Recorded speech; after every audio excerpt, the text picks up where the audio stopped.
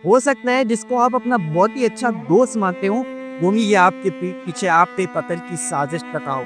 ऐसा ही कुछ हुआ Joshi Abhyankar serial murder case.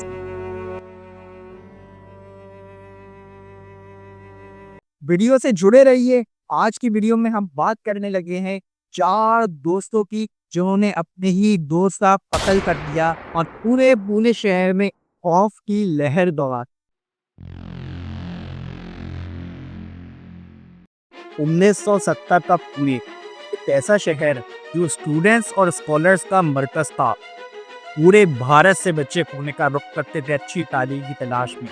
ये शहर लाइब्रेरीज, हॉस्टल्स और चाय के होटलों से भरा हुआ था।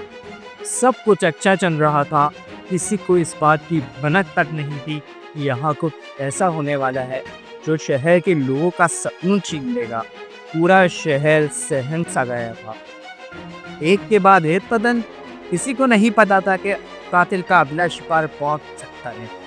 सब कुछ एक प्लान पैटर्न से हो रहा था और इस खेल के पीछे थे 4 दोस्त।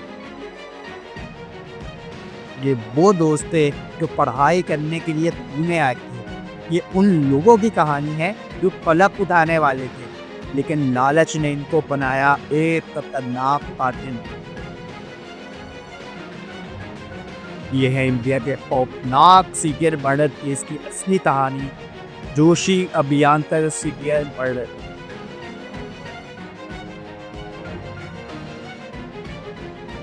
ये कहानी सिर्फ कत्ल भी नहीं है, ये कहानी है प्लानिंग, दोस्ती, विश्वासघात और इंसानी दिमाग के अंधेरों। ये कहानी बताती है किस तरह चंद जवान दोस्तों ने पूरे पुणे को एक खौफ के साए में डाल दिया। अभिनव कला महाविद्यालय पुणे का मशहूर आर्ट कॉलेज। यहाँ 4 दोस्तों का ग्रुप था। दिलीप सुतर, रघुनाथ यादव, शांताराम जगताप, मुनव्वर शाह।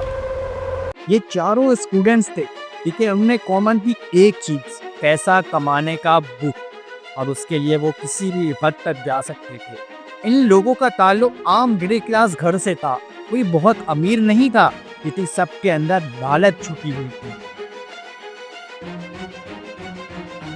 शुरुआत उन्होंने छोटी छोटी जोड़ों से की, जैसे कि पेन का सामान, लाइब्रेरी की बुक्स और कॉलेज की स्टेशनरी। धीरे धीरे ये जोड़ियां कत्ल की प्लानिंग में कैसे बदल गई, किसी को समझ नहीं आया। उन्होंने सोचा कि अगर पैसा जल्दी कमाना है तो इन छोटी चूकों से कुछ नहीं हो पाता, बल्कि अब बड़ा हाथ मारना पड़ेगा। मुनव्वर शाह, जो कि इनमें सबसे ज्यादा जालबाज था, उसके शैतानी आइडियाज और बाकी दोस्तों का जज्बा, यही रेडी कॉम्पिटिशन बना। 16 जनवरी 1976 उनका पहला कत्ल। उनका टारगेट बना उनका ही अपना एक दोस्त, बेचारा प्रकाश। उसे बिजनेस डील का झांसा दिया गया। उसे कहा कि एक नया बिजनेस शुरू करता है और उसने उसकी मदद चाहिए होगी, लेकिन उस बेचारे को ये मालूम तक नहीं था कि वो जिसको अपना दोस्त मारता है, वही लोग जब पैसों की खातिर उसे मौत की नींद सुला दी। जब वो आया, पहले तो कुछ देर उन्होंने खूब बातें की और फिर अचानक रस्सी से उसका गला घोट कर उसे मौत के घाट उतार दिया। बॉडी को ठिकाने लगाना भी किसी इम्तिहान से कम ना था। लाश को रात के अंधेरे में छुपा दिया गया। पुलिस को भी कोई शक ना हुआ। यह कत्ल उनके लिए एक टेस्ट था। प्लानिंग सही गई थी, दोस्ती का फायदा उठाया गया था और पैसे भी मिल गए थे।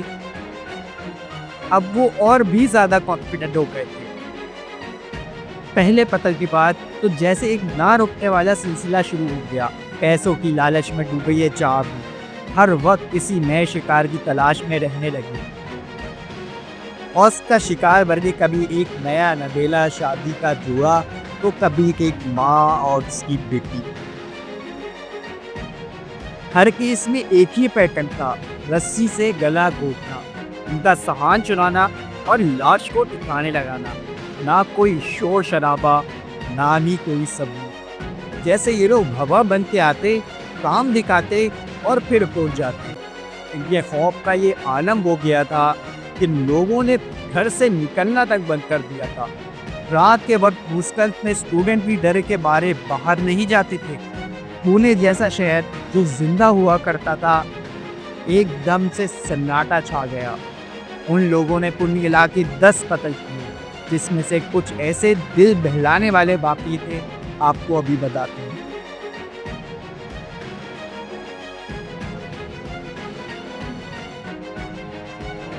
सिभाकर एंड सीता जोशी एक नया शादीशुदा कपल था। सब हंसी खुशी रह रहे थे और अपने फ्यूचर की प्लानिंग कर रहा था। एक कपल कि एक दिन अचानक उन 4 दोस्तों ने इनके घर का रुख कर लिया और फिर उनके साथ भी वही किया जो बेचारे प्रकाश के साथ हुआ था। रस्सी से गला घोटा, पैसे लिए, लाश को ठिकाने लगाने के बाद वापस चल दिए बिना किसी खौफ और डर के, जैसे ये कोई गेम चल रहा हो। सिर्फ यही नहीं, इन्होंने किए एक के बाद एक कत्ल। एक माँ और उसकी 12 साला बेटी, ये पतन सबसे ज़्यादा शौकी था।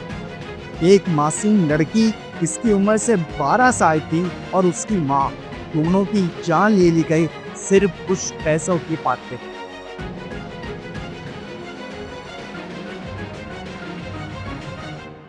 एक पेंटर और उसका असिस्टेंट, दुकान बंद होने के बाद दोनों घर जा रहे थे। उन्हें रास्ते में रोककर मार दिया गया। उनका बेटा पत्थर बन चुका था। उनको ना तो किसी का खौफ था, ना ही किसी चीज का डर। इनके लिए सिर्फ एक ही चीज मायने रखती थी और वो था पैसा। पुलिस पर पब्लिक का प्रेशर बढ़ता जा रहा था। पूरे भारत की नजरें पुणे पर जमी हुई थी। हर मर्डर के बाद बड़ी बड़ी हेडलाइंस हुई थी। लेकिन ये 4 दोस्त पुलिस की पहुंच से बहुत दूर थे।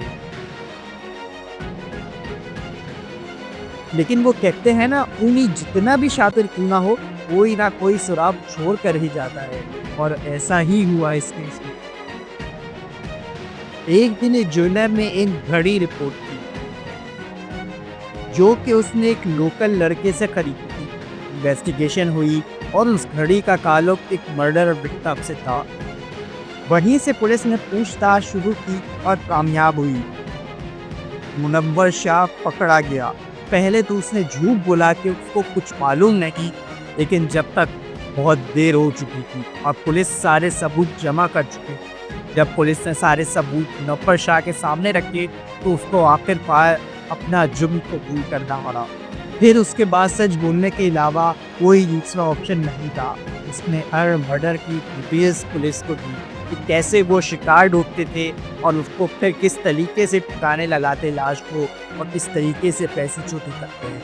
बाकी दोस्तों का भी पुलिस को बताया, जिसके बाद एक एक करके सारे दोस्त पकड़े गए।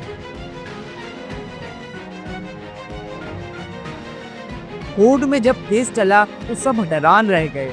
लोग कहते थे ये स्टूडेंट्स हैं, इनके चेहरे भी मासूम हैं, लेकिन इनका दिल पत्थर की तरह सख्त है। जज ने कहा कि ये जुर्म जो इन्होंने किया है, उसके बाद ये लोग जिंदा रहना भी डिजर्व नहीं करते। और फिर 27 नवंबर 1983 को पुणे की जेल में सुबह 5 बजे चारों दोस्तों को फांसी दे दी गई। जेल के गार्ड से ये भी ये बहुत ही इमोशनल मोमेंट था। इस कहानी का असर सिर्फ उन 10 लोगों के घरों पर नहीं हुआ, बल्कि पूरे पुणे पर हुआ। यूनिवर्सिटीज में रूल्स सब हो गए, हॉस्टल्स के भी नए रूल्स लगा दिए। क्या पैसों से इंसान का दिमाग इतना अंधेरा हो सकता है कि वो दूसरी जिंदगी सब कुछ पैसों के लिए कुर्बान कर दे? अगर आपको ये कहानी पसंद आई हो तो लाइक करें, कमेंट में अपनी राय दें और चैनल को सब्सक्राइब करना ना भूलें। फिर मिलते हैं एक और ट्रू क्राइम स्टोरी के साथ किसी और दिन।